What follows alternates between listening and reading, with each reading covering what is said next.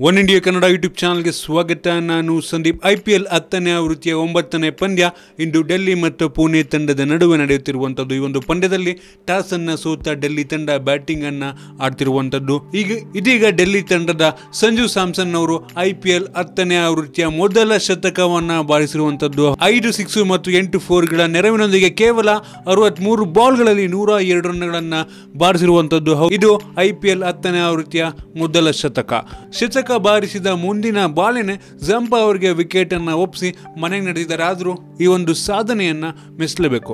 102 ರನ್ಗಳನ್ನು ಬಾರಿಸಿರುವಂತಹ ಸಂಜು ಸ್ಯಾಮ್ಸನ್ ಅವರು 161.90 strike rate ಅನ್ನ ಹೊಂದಿದ್ದಾರೆ.